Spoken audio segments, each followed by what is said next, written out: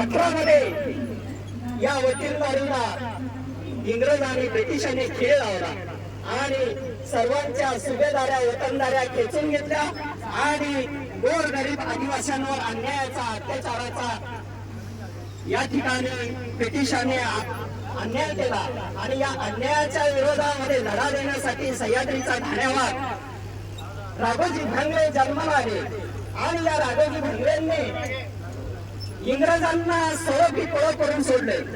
त्यांनी या ठिकाणी सावकारशाही वतनदारशाही आणि ब्रिटिशांच्या विरोधामध्ये सर्वांना त्यांच्याकडनं हिसकावून घेतलेल्या जमिनी परत मिळवून देण्याचं काम राघोजी भांगरे यांनी केलं।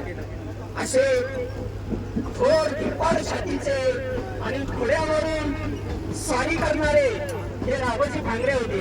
इंग्रजांना माना टेकावा लागल्या। अशाच या ठिकाणी जसं संभाजी राजाला फितुरी नकली त्याप्रमाणे या ठिकाणी आमच्या राघोजी भांगरेंना फितुरीचा कलंक लागला आणि या फितुरीमुळे राघोजी भांगरेंना 1844 रोजी ठाण्याच्या अंमलदार यांनी कैद केलं आणि या कैदेमध्ये हा आदिवासी सूर्य हरपला आणि ठाण्याच्या जेलमध्ये यांना फाशी देण्यात आलं। परंतु त्यांनी एक घोषणा केली होती की आम्ही गोरगरीब जनतेचे मालक आहोत, इंग्रज तुम्ही भ्याड आहात ही घोषणा केलेली होती।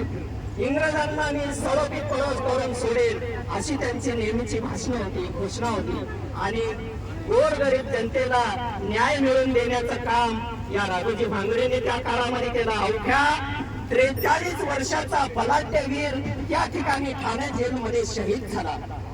अशा या आमच्या राघोजी भांगरेंच्या जन्मदिनानिमित्त आज या ठिकाणी आपण उपस्थित झाला आणि त्यांना भावपूर्ण अभिवादन करण्यासाठी या ठिकाणी आल्याबद्दल श्री महागणपती रेल्वे प्रवासी भजन मंडळ आपलं या ठिकाणी सहर्ष स्वागत करत आहे आणि खूप खूप आभार व्यक्त करत आहे।